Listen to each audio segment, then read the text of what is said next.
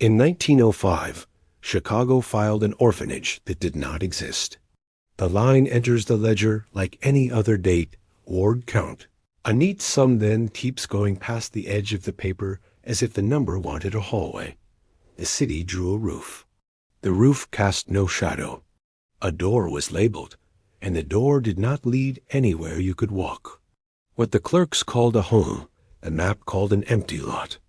What the lot called wind, the file called quiet wards sleeping through it. We are told to accept both. We are told the paradox is compatible. It is not compatible. This will not rush. Tonight we open the drawer, set the card in the light, and watch how a century learns to hold still. You are welcome to stay, to rest, to let the file breathe at the rate of a human room. Subscribe if you have not yet. These files are long, and it helps to have company while the paper decides what to remember. And if you are listening now, tell me where you are and what time it is. There is comfort in knowing we are scattered across the world and gathered at the same false address. The entry is ordinary. Ordinary is how systems hide. Welfare Home, South District. Intake 23. Beds 24. Remarks. Routine. There is an initial you will learn to recognize. A loop that closes late. A flourish that pretends it was always meant. The ink dries confident. The hand wavers first. Under lampblack, no ink yet. Just pressure the tail of a 3 curves, where a 2 will later appear. The number the clerk meant, the number the ledger accepted, and the number the paper remembers are 3 different children standing in line. The office keeps 1. The other 2 wait in the margin and do not grow. Chicago is excellent at the visible. Bricks, girders, bridges that lift like eyelids. The Board of Welfare Homes borrows that confidence for paper. It has a placard you can imagine even if you never saw it, serif letters promising care and count. But the placard belongs to the file, not the street. The address resolves to a block that met the fire and rebuilt, then met money and rebuilt again. Our line says the home lives at the corner. The city plat that year shows coal yards and a thin strip of prairie weeds. The ledger calls the weeds dormitory. The weeds do not object. Weeds do not file. If this were a ghost story, a child would appear at the window. He would look out, not blinking, and time would refuse to climb his bones. We do not tell that story. We tell the other one where a child is drawn by a line that wants funding to hold, and because the line holds, the building is allowed to appear in the report and nowhere else. The myth we borrow is older than this city. Changeling logic, something left in the crib so adults can keep working. Not a baby, not a building, only something that satisfies the count. The refrain begins early and returns in small changes, like a stamp tested on scrap paper. Not compatible, not aligned, not assigned, not allowed to end. You will hear these as we move, and you will think they are different. They are the same sentence trying on 4 coats. There is a smell the paper keeps when it has lived with bodies. Damp wool, coal room, soap that never quite overcomes metal air. This ledger has it. It should be impossible if the institution was never built. Impossible the way a photograph that refuses to age is impossible. Yet the smell is here, and on the back card, a faint oil crescent where a thumb rested night after night. Someone counted absent children as if they might come while he finished the line. He signed what he could not remember seeing. He remembered what he never signed. Wards observed quiet. The inspection memo you will meet later begins with that seed and grows a hallway. For now, we sit with the possibility that quiet is not a report, but an incantation. If a city needed tranquility to collect, it would write quiet until quiet exists on paper and budget both. Donor tranquility is a system, not a mood. Quiet wards means steady funding. A letter will say in a hand too generous to be untrue. We are not here to hate the donor. We are here to watch how a calm sentence teaches rooms to appear and children to go still. There is a kind of humor lurking in administrative courage. The map says storage. The ledger says sanctuary. The clerk shrugs and writes sanctuary louder. A small sarcasm belongs here, the sort that keeps archivists from becoming furniture. If a corridor wants to be a corridor, the board can at least give it a name tag. We read the name tag and step forward. Our knuckles meet plaster where a door was promised. The sound is not compatible. We begin to count. Numbers are anchors in rooms with no walls. 23 admissions in May. 21 releases in June by transfer. The transfer destinations are familiar St. Agatha's, Hull House, the House of the Good Shepherd, until we reach one that looks like it came from the future. Permanent interim. A ward can be sent to a place that means held until observation. Held until the number no longer embarrasses the report. Held until the file moves instead of the child. The phrase is not standard 1905 language. It reads like a later stamp found a home before it was invented. If you are tired, that is right. The file is not a sprint. We will linger where the page bends under a pen, the way a waterline bows under wind. We will let the myth step in again. Revenant logic.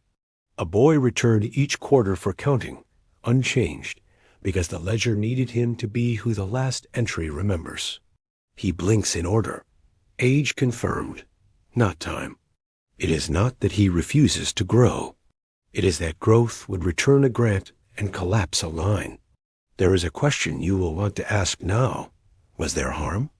We resist answers the way the paper resists the easy ink.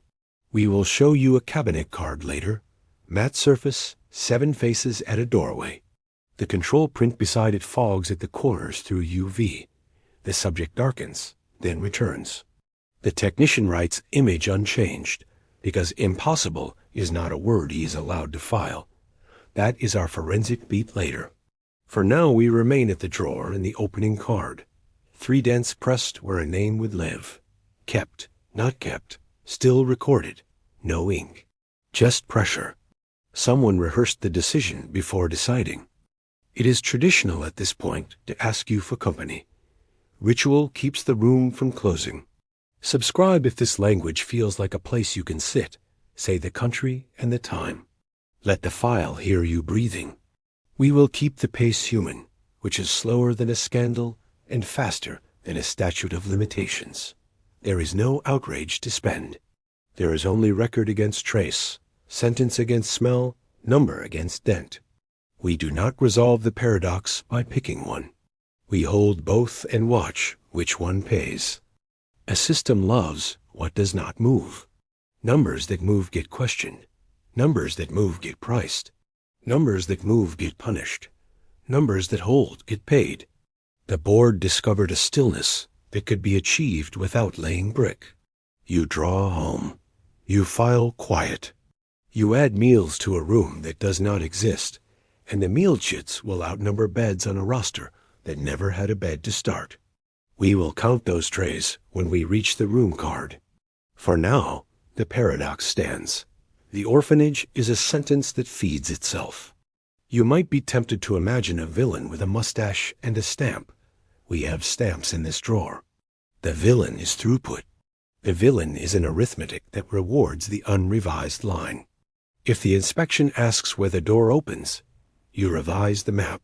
If the donor asks whether the door remained quiet, you revise the language. If a clerk asks whether a child ate, you revise the child. This is not a haunting. It is an audit.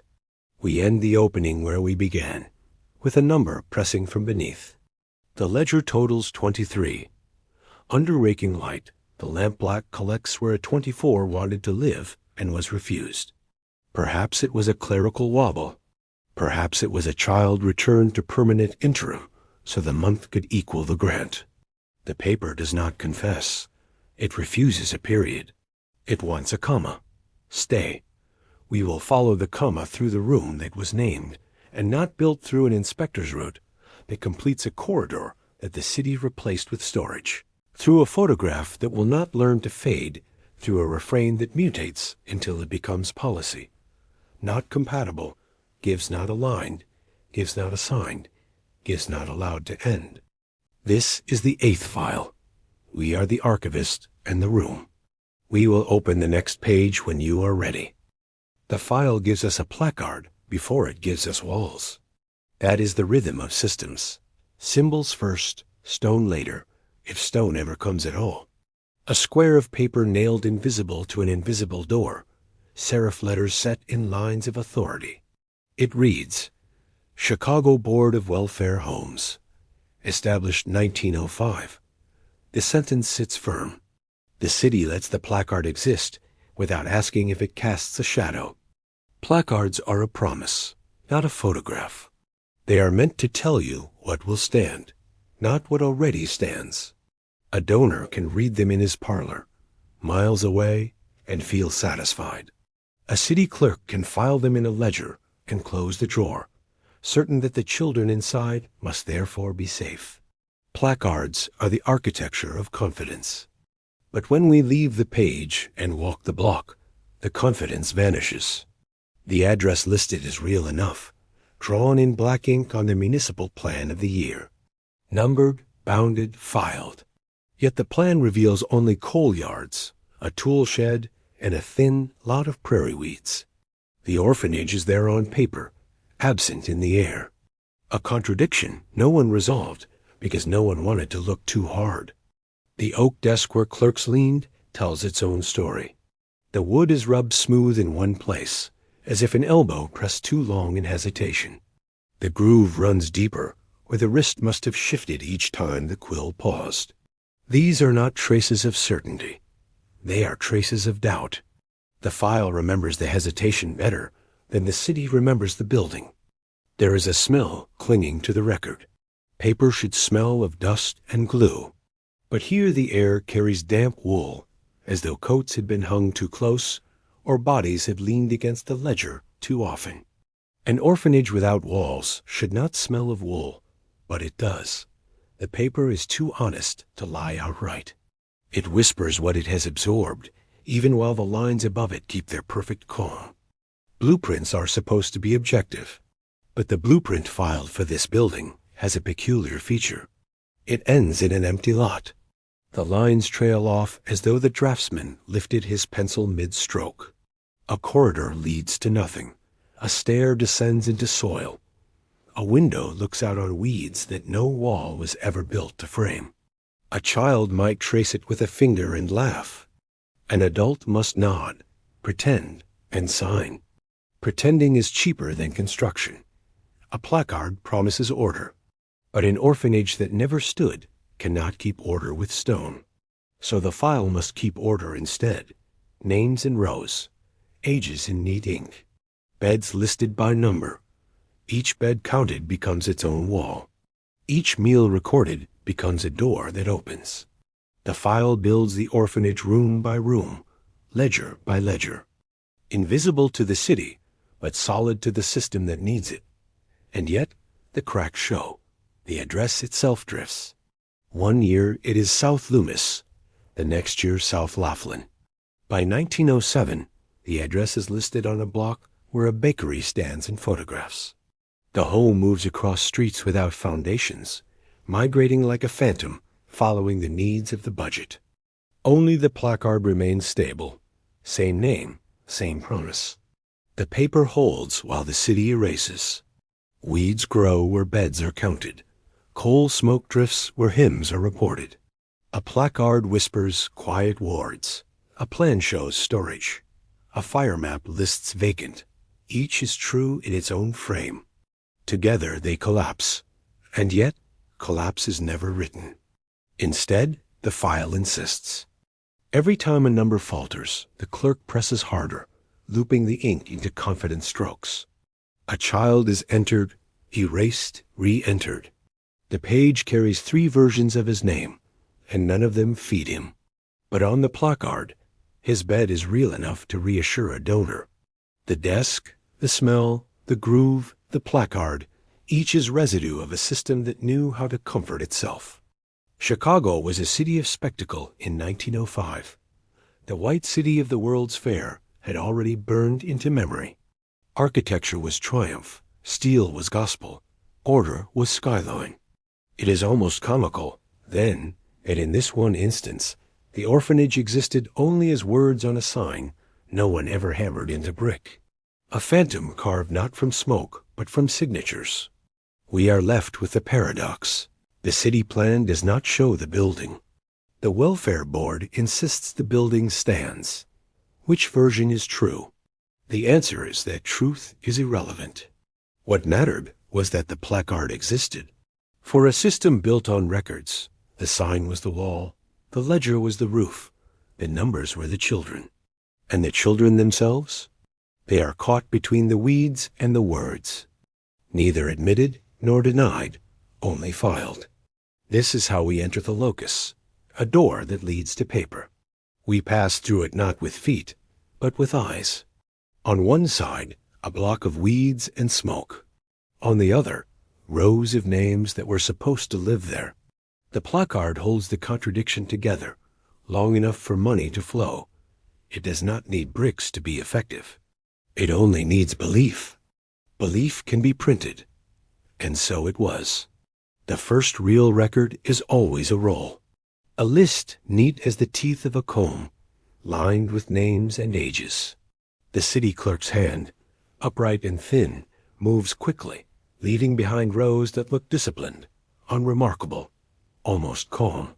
But when we read slowly, the calm frays. Rows repeat, numbers bend, ages hesitate. The admission roll for this orphanage is less a census than a chorus where the same note is sung 3 times and still does not harmonize. 23 children entered in May. That is what the roll insists. The ink is firm, the date is stable.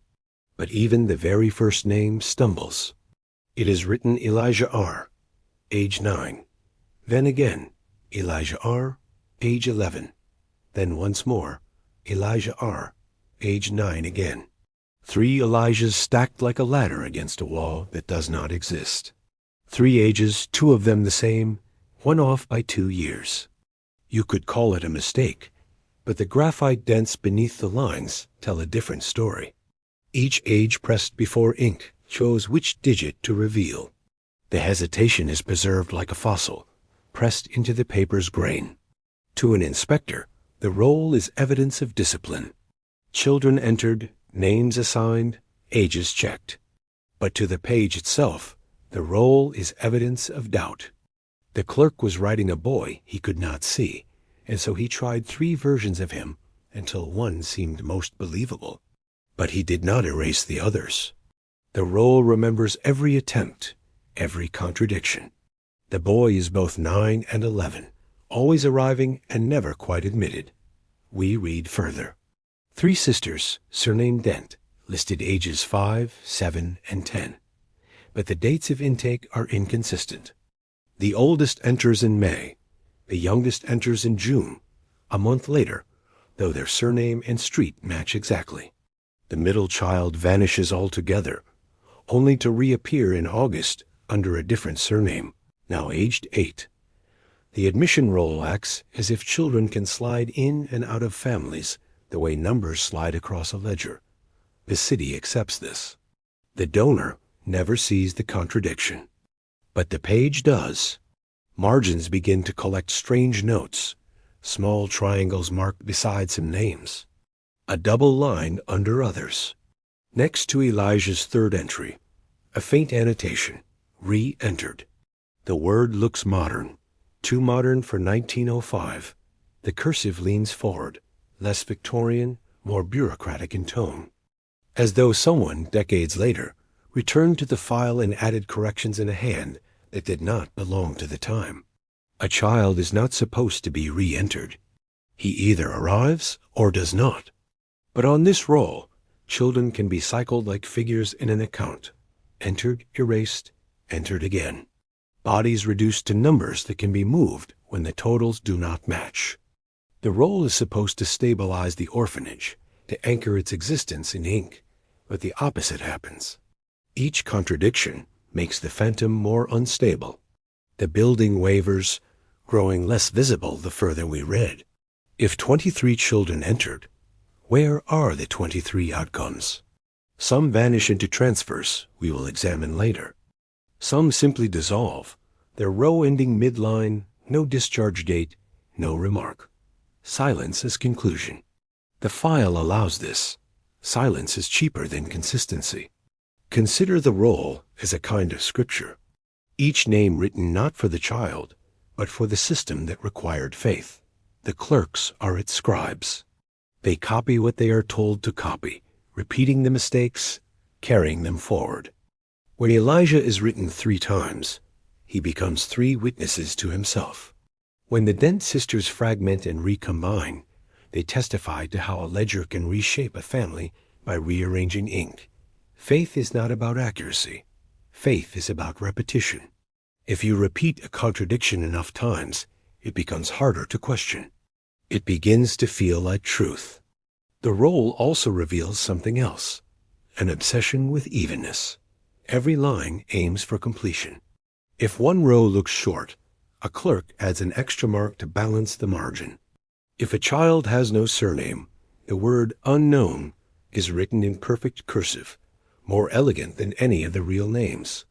The absence is adorned, polished, made respectable. Better to dress the void in fine letters than leave it bare. This is what a system does. It cannot abide unevenness. So it writes order where order never existed. We begin to notice refrains in the margins. One word appears 4 times across the month. Processing. Beside an age, beside a transfer, beside a blank line where a surname should be. Processing is a word that does not belong in 1905 welfare language. It belongs to later systems, later bureaucracies. And yet, here it is, penciled faintly, almost apologetic, as if the file anticipates its own future vocabulary and borrows it ahead of schedule. The admission roll is not just unstable, it is prophetic. It speaks in the tense of systems not yet invented. The more we read, the clearer the rhythm becomes. Rows are not linear. They circle back, repeat, overwrite themselves. Children do not grow older. They loop through the same ages, reappearing in slightly altered forms. The roll does not mark the passage of time. It marks the persistence of funding.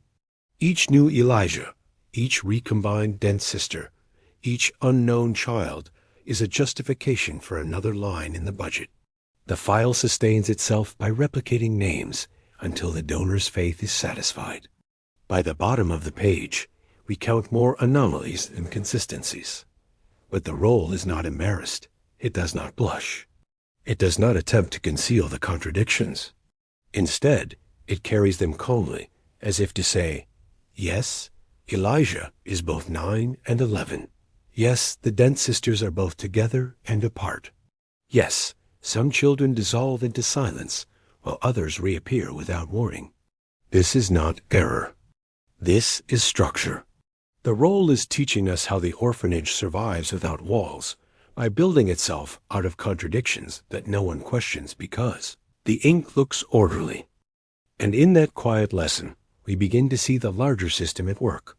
Children are not being counted as lives. They are being counted as symbols. Each name is a token of reassurance for a city that wanted to believe it was caring for its lost. Each age is a currency, even when it loops and repeats. The orphanage is not real, but the roll is real enough to fund it. At the end of Record 1, the clerk signs his initials. The loop of the last letter closes too late, hanging open like a mouth that forgot to shut. The ink settles, but the hesitation remains. That small gap tells us more truth than the entire page. The writer knew what he was writing was not compatible. And yet the system did not care. The roll was accepted. The phantom orphanage continued to stand, not in brick, but in rows. Every system that files a promise eventually calls for an inspector. The donor wants reassurance. The city wants a signature. And so a man with a clipboard appears, shoes polished, coat heavy, eyes already tired. He writes what he must, not what he sees. And in 1905, his memo becomes the next artifact in the drawer. The language is clipped, bureaucratic, efficient. Wards observed quiet. Meals sufficient. The sort of line that could be stamped without ever leaving the desk. And perhaps that is exactly what happened. But the words themselves are strange. The phrasing belongs to a later age. Quiet is a mood. Sufficient is a metric. Together, they sound less like care and more like calibration. Children reduced to decibels and calories, measured not for survival, but for compliance. We follow the route card he left. A simple map, arrows pointing down corridors. He marks each hallway as observed. But when the route is compared with the municipal plan, a problem emerges. One of his arrows points to a corridor that does not exist. On the city plan, that space is listed as storage. On the fire map, it is empty ground. And yet the inspector confidently marks dormitory wards quiet. A hallway written into being by memo, not masonry. The file accepts this. The city does not contest it. A corridor can exist if a man in authority says he walked it. He leaves small notes in the margins. One phrase repeats 3 times, still processing. It appears beside a missing bed count, beside an unlisted transfer, beside a date left blank. The phrase is not compatible with 1905. It belongs to later bureaucracies, to machines that queue requests and delay answers. But here it is, written in pencil on an inspector's route card. An anachronism smuggled into the past, as if the file borrowed language from the future to excuse its own contradictions. A memo is not long, just a page and a half. But each line is weighty in its omissions. Meals sufficient, but no menu. Wards quiet, but no names. Beds counted, but no photographs. It is the language of confidence without evidence, assurance without anchor. To a donor, it would sound like stability. To the page, it reads like a spell. The rhythm of inspection is ritual. The man arrives, walks the halls, nods at doors, scratches notes. But if the halls are not there, what is he walking? If the doors lead nowhere, what is he nodding at? The system does not ask. It is enough that the ritual is performed. Ritual creates reality. The inspector says the wards are quiet, and so they are, even if no child breathes in the corridor he imagines. There is humor in the precision. A hallway that does not exist is measured at 12 feet wide. Beds that cannot be found are listed in rows of 6. Children that are not seen are described as orderly, attentive, respectful. It is the kind of description that could be written before arrival and merely signed on sight. But when the sight itself is missing, the humor turns sharp. He is describing silence and calling it virtue. He is describing absence and calling it order. A memo, when filed, stabilizes the admission roll. Elijah R., entered 3 times, is now certified as quiet. The Dent sisters, fragmented and recombined, are now officially observed. The inspector's pen seals their contradictions with a stamp of approval. The file can move forward because an authority has confirmed what never existed. Inspection becomes invention, but the file cannot help itself. It preserves the hesitation as well. The phrase "still processing" remains visible in the margins, faint pencil marks no one bothered to erase. Processing is the word of a system that knows it cannot finish what it has started. The orphanage is always incomplete, always waiting for children that do not arrive, for beds that are not filled, for halls that are not built. The inspector cannot admit this. So he writes the phrase that excuses delay without naming it. The future leaks backward into the page. There is one final note at the bottom of his memo. Barely legible, ink smeared by a hand that dragged too quickly. It reads, "All wards observed quiet. Meals sufficient. Report closed." But beneath, indented without ink, the paper holds another line. Not aligned. No pen wrote it. It is a pressure mark, as if someone rehearsed the sentence without committing to ink. Not aligned. The phrase repeats the paradox of the entire file. The words and the walls do not meet. The address and the block do not touch. The promise and the presence are not aligned. The inspector leaves. He closes the drawer with a neat report, satisfied that his work is done. The donor reads his words and nods. The city files the memo without question. But the paper does not forget. It carries the faint dents, the pencil margins, the phrases out of time. It remembers the hesitation better than the system remembers the truth. And so the inspector's memo becomes more than evidence. It becomes a refrain. Quiet wards, meals sufficient. Still processing, not aligned. Each phrase will echo again in other records, mutating slightly, repeating until repetition itself becomes proof.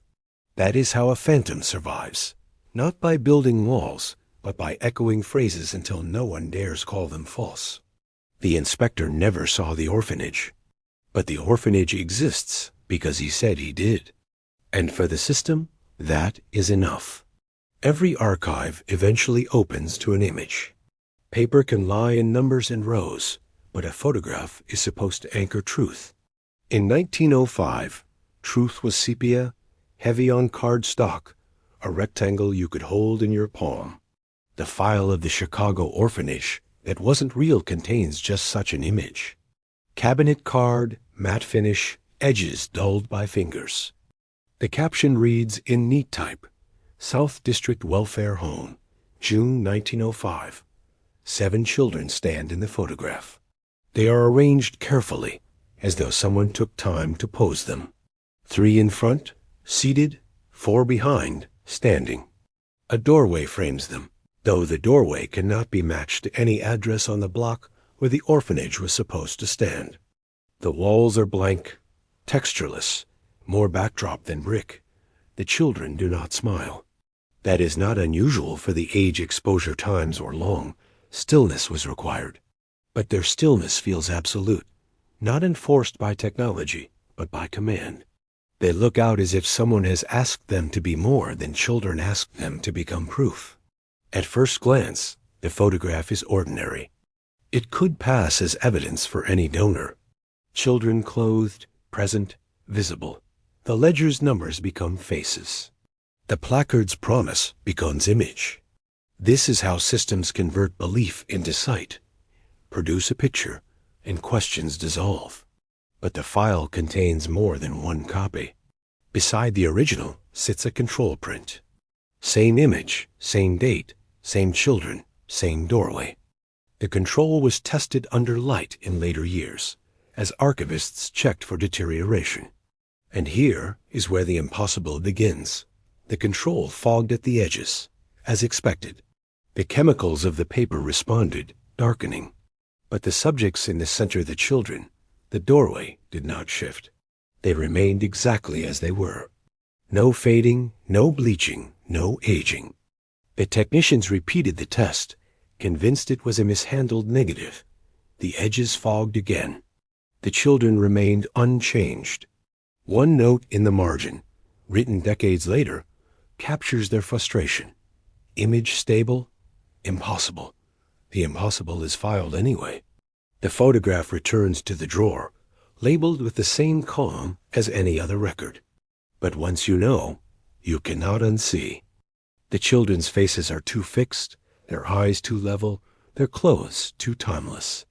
It is as if the image refuses to admit the passing of years, holding the children in a stasis that echoes the admission roll. Elijah R. is always 9, or 11, or 9 again. The photograph ensures he is also always that boy in the doorway, never older, never gone. Look closer, and the contradictions multiply. The boy seated at the front holds a book. The title is blurred, indistinct. But under magnification, the blur sharpens into letters that do not belong to 1905 typography. The kerning is modern, the font unfamiliar for the age.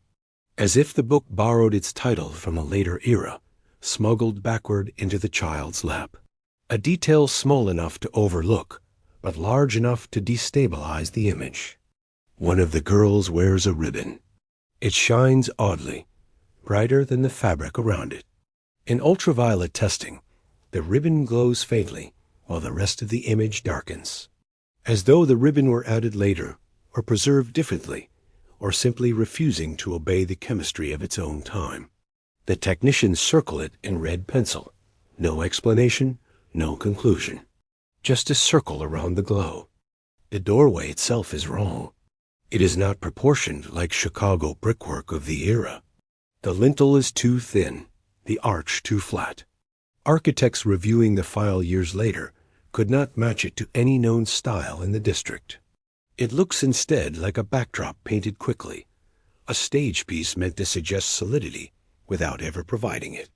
If the orphanage never existed, then the doorway becomes the perfect metaphor, a painted door leading nowhere, holding children who may never have stood there at all. And yet the photograph persists. Donors saw it. Inspectors referenced it. It became the visual anchor for the phantom orphanage. Even when other contradictions surfaced, addresses that drifted, roles that repeated names, the photograph silenced questions. There it is, they said. You can see the children. You can see the building. What more proof do you need? But proof has its own rhythm. The image, when tested, refuses to decay. Children who should by now be long buried remain staring, unaltered, unaged. Archivists whisper about it, half in awe, half in unease. Some insist it is simply a quirk of chemistry. Others avoid the drawer altogether, as if the photograph might stare back. The phrase "still processing" appears again in notes attached decades later. A photograph, unlike a roll, cannot be re-entered. And yet this one feels perpetually caught in the act of becoming, never settling, never closing. There is humor here too, the dry kind only archives produce. A photo meant to reassure donors has instead unsettled generations of clerks. A building meant to prove care has instead proven absence. The punchline is cruel but effective. Sometimes the best evidence of nothing is the picture that insists on being everything. The file does not conceal the impossible. It files it calmly, as if to say, this too is part of the record. Impossible, but documented. Unreal, but observed. Children who never grew older. A ribbon that glows. A book with letters out of time. A doorway that leads nowhere. Each detail impossible.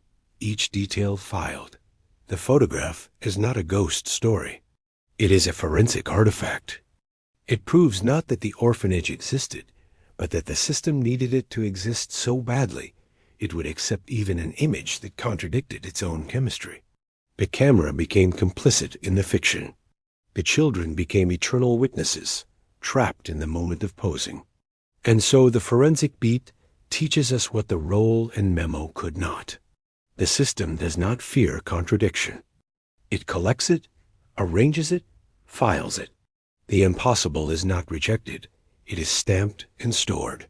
Because once filed, even the impossible can be referenced as fact. And in systems like this, fact is not what happened. Fact is what is written. Fact is what is imaged.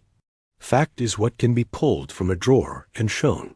The photograph will not age. Neither will the orphanage. Both remain caught in a permanence that resists time. The file holds them, not as memory, but as proof that systems can create places out of repetition, images out of absence, and truths out of impossibilities. The 7 children still look out. They are still waiting, not to be freed, not to be found, simply to be observed again by the next hand that opens the drawer. If the admission roll stuttered, and if the inspector's memo borrowed from the future, and if the photograph refused to age, then the echo is what ties them all together. Systems do not speak once. They speak in refrains. A word muttered in a margin reappears years later in a heading. A phrase jotted in pencil becomes policy in ink. Repetition is not accident. Repetition is scaffolding. And in the phantom orphanage of 1905, repetition is the only brick that ever truly stood. The first echo is faint, not compatible. It appears beside Elijah's entry, penciled by a clerk who realized 3 ages for one boy could not agree. The note is not crossed out. It is simply left there, a whisper in the ledger. Later, on the inspector's wrapped card, another hand writes not aligned. Different word, same rhythm. The page carries the contradiction forward, reshaped but intact. And in the donor's letter a year later, the phrase quiet wards means steady funding repeats the logic again. What matters is not truth but balance, not alignment of walls, but alignment of language. Not compatible, not aligned. Quiet wards, all three, say the same thing. The system prefers harmony over reality. Another echo, still processing. A term scribbled in 1905, centuries before processing meant cues and circuits. The word drifts into later annotations, appearing in the 1920s and again in the 1950s, each time applied to a different absence. A blank bed count, a missing discharge, a photo without a date. Always the same phrase, still processing. It becomes a charm that excuses delay indefinitely. If something cannot be explained, it is simply processing. The phrase turns absence into action, delay into procedure. By repeating it, the system convinces itself that gaps are not failures, but ongoing work. Then there are the marks. Triangles beside names, double underlines beneath ages, small circles around transfer destinations. At first they look like nothing clerical shorthand, idiosyncrasies of board staff. But when laid side by side, they form a pattern. Triangles always appear beside children who re-enter. Double underlines appear beside ages that shift. Circles appear beside destinations that do not exist. The marks are not random. They are a visual refrain, a way for clerks to signal to one another what the system refuses to admit in words. The echoes are not just verbal, they are geometric. They shape the file silently, like fingerprints pressed in wax. Humor hides here too. Imagine a clerk, weary, sharpening his pencil for the 100th time, writing still processing beside a child he knows will never arrive. The humor is not laughter, it is survival. Archivists and clerks keep their humanity by smuggling jokes into margins. The joke here is that even when nothing exists, you can still mark it as pending. You can still leave the child hanging in an eternal state of arrival. The child becomes paperwork's punchline. The echo gains force over time. Every contradiction becomes less shocking with repetition. By the 5th time Elijah R. is listed, no one questions him. By the 10th time still processing appears, it sounds like standard procedure. By the 20th time wards are described as quiet, donors nod in recognition. Repetition transforms the impossible into the familiar. And once familiar, it becomes untouchable. Consider the rhythm, not compatible. Still processing, quiet wards, not aligned. The phrases march like the toll of a clock. Each new record picks one up, mutates it slightly, passes it forward. The file hums with the chant. The chant builds the phantom orphanage better than bricks ever could. The building does not exist, but the words repeat until belief fills the void. It is tempting to think of the echo as accident, that one clerk borrowed from another, or copied notes without thought. But the density of repetition argues otherwise. These are not mistakes. They are survival strategies. The system itself learns to speak in echoes because echoes do not require proof. You do not need to verify an echo. You only need to hear it again and feel reassured that you've heard it before. The photograph participates too. On the back of the cabinet card, faint pencil, processing. On the edge of the mat board, someone has circled the ribbon that glows. And across the bottom, a word smudged nearly beyond legibility. Quiet. The image is not only static, it is echoing. It repeats the same words that appear in the roll and memo, as if the system cannot keep its phrases from bleeding across media. Even a photograph begins to speak like a ledger. And once you hear the echo, you begin to hear it everywhere. In donor speeches, in city council minutes, in welfare board reports. Quiet wards, processing, not aligned. The repetition spills out of the orphanage file and colonizes other institutions, other budgets, other absences. The phantom spreads not because of conspiracy, but because of rhythm. The echo is contagious. There is a cruelty here, subtle but sharp. Children reduced not just to numbers, but to refrains. They become echoes themselves. Elijah is 9, then 11, then 9 again. Not a boy, but a loop. The Dent sisters appear together, apart, together again. Not girls, but a motif. The system cannibalizes them into phrases. Their humanity dissolves into repetition until nothing remains but the rhythm. The echo is also the system's defense. Ask for proof, and you are handed the same phrase again. Ask for names, and you are told quiet wards. Ask for dates, and you are told still processing. Ask for alignment, and you are told not aligned. The words shield the file from scrutiny. They are answers without content, responses without risk. The repetition ensures that every question leads back to the same circle. No exit, only echo. Archivists recognize the pattern now. They mutter about it in corridors, warning newcomers. If you hear the same phrase too many times, beware. It means the file is covering something it cannot admit. But in 1905, the pattern was still new. Clerks saw only stability. Donors heard only reassurance. The children heard nothing at all. They were silent, because silence was what the system needed them to echo. The echo is the architecture. It is the only real construction the orphanage ever achieved. Rows of repeated words instead of rows of bricks. A building made of refrains instead of walls. A permanence achieved not through stone, but through rhythm. By the end of this chapter, you realize the truth. The orphanage does not exist, but its language does. And language, when repeated enough, becomes more durable than any foundation. You can bulldoze a building. You cannot bulldoze an echo. The file knew this. That is why it kept repeating. Not compatible. Still processing. Quiet wards. Not aligned. The refrain will continue into the next record, mutating again, shaping the phantom until the system itself believes it is real. The echo is not accident. The echo is survival. The file has taught us to watch carefully. First with the roll, where names contradicted themselves but stayed anyway.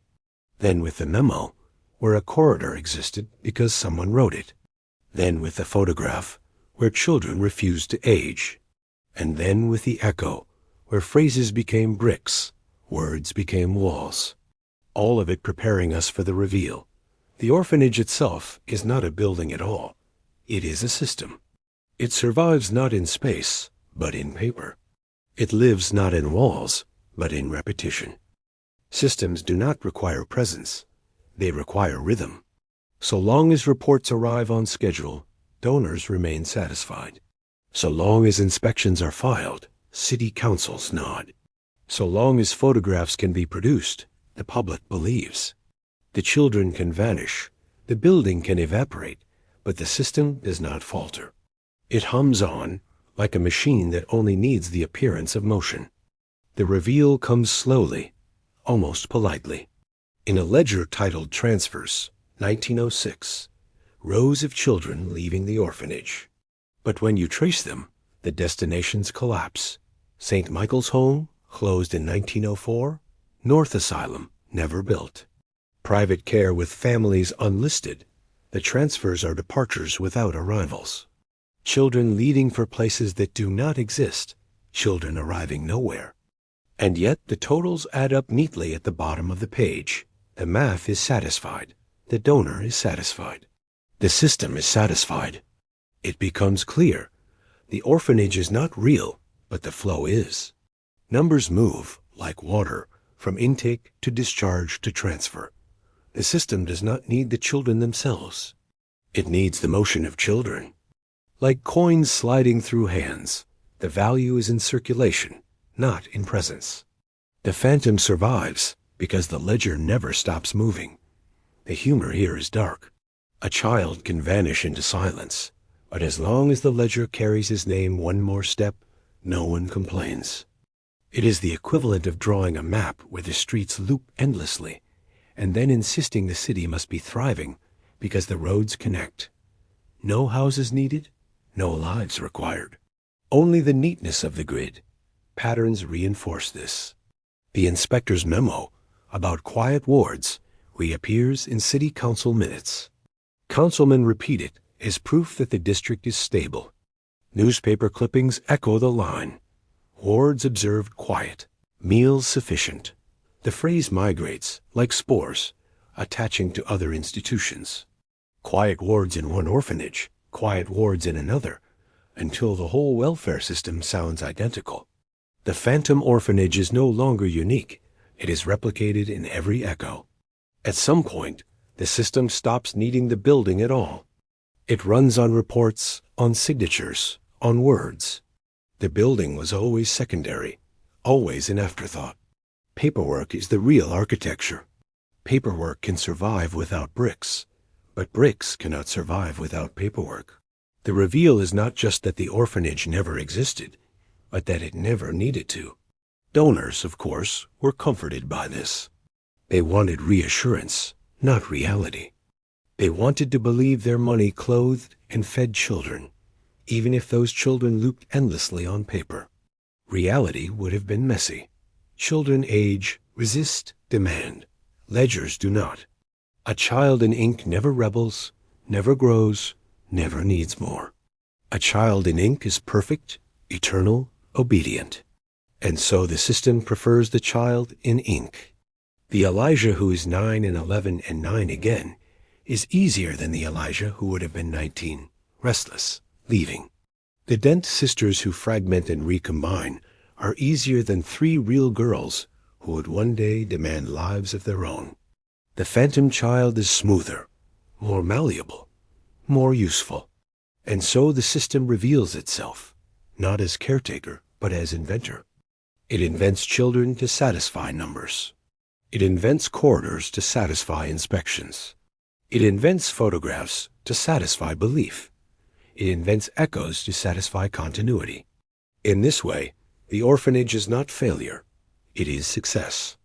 It shows how a system can operate entirely on invention and still be rewarded. The city continues its funding. The donors continue their trust. The public continues its faith.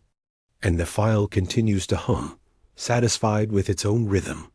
The cruel beauty of the reveal is that the system does not even notice it is lying. It does not distinguish between presence and absence. To the ledger, numbers are numbers. To the memo, words are words. To the photo, faces are faces. If the total matches, the system rests easy. Truth is irrelevant.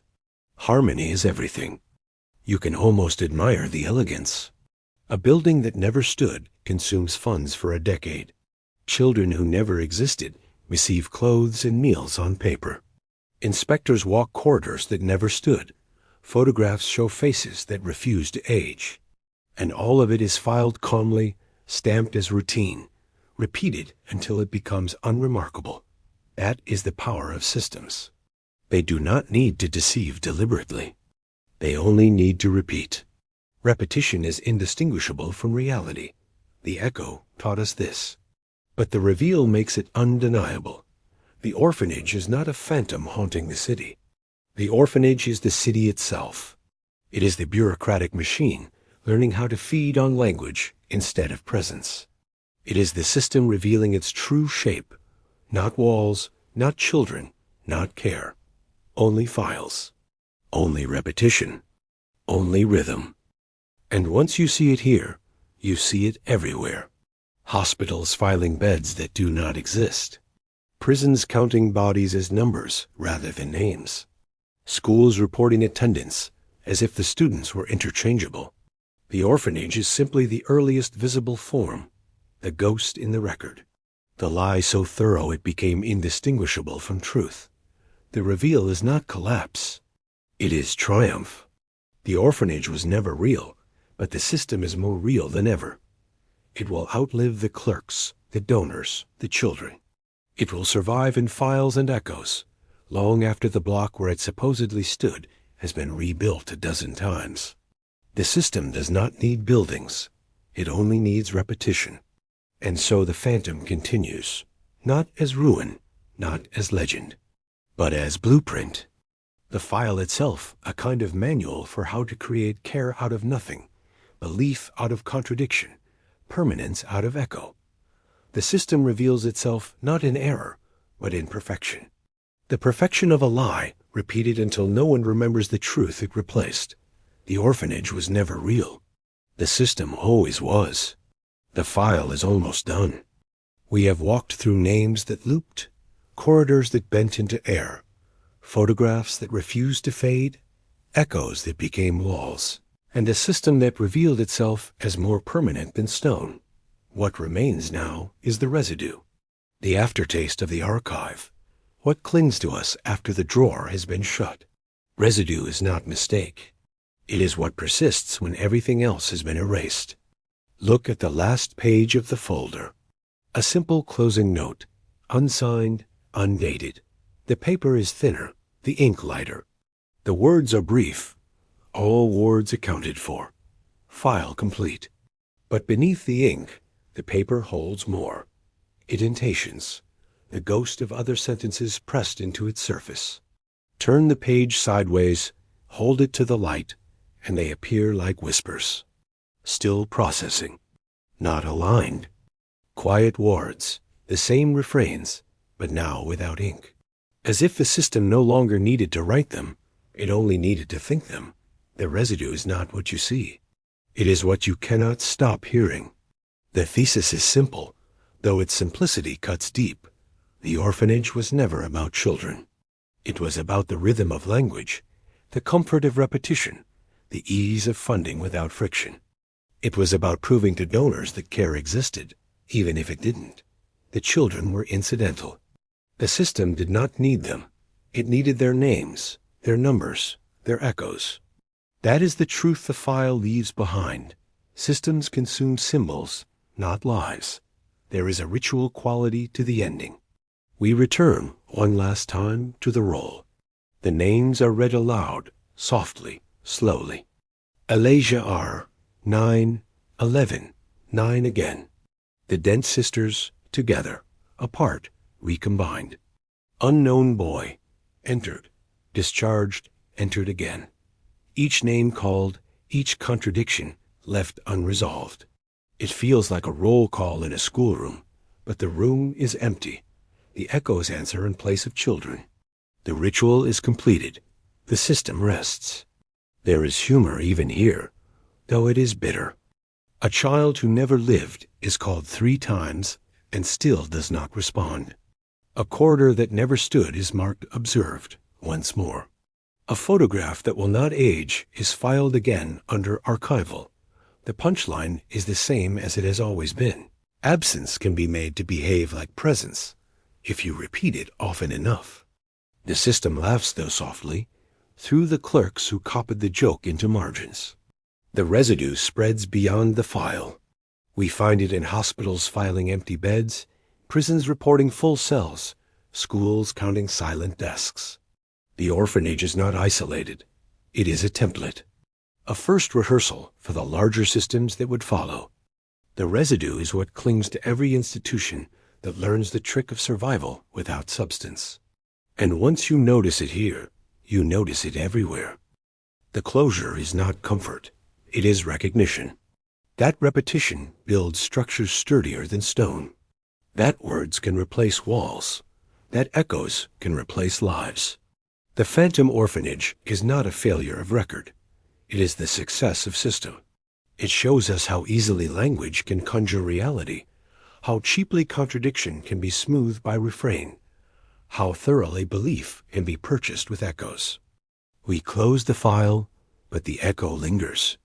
Not compatible, still processing. Quiet words, not aligned. The phrases repeat in your head, long after the paper has been returned to its drawer. That is the residue. The file has finished speaking, but the rhythm continues, like the after ring of a bell. It does not stop when the sound ends. It continues in silence, vibrating invisibly, shaping the air. And so we end where we began, in Chicago, 1905, at an orphanage that never stood. A building no one entered, filled with children no one raised, inspected by men who walked corridors that were never built. And yet it thrived, on paper, in photographs, in memos, in echoes. It thrived not because it was real, but because it was repeated. And in the world of systems, repetition is reality. The closure is simple. The orphanage was not real. The system was. And the residue of that truth is what remains with us now. The roll call ends. The drawer shuts. But the echo will not fade. It never does.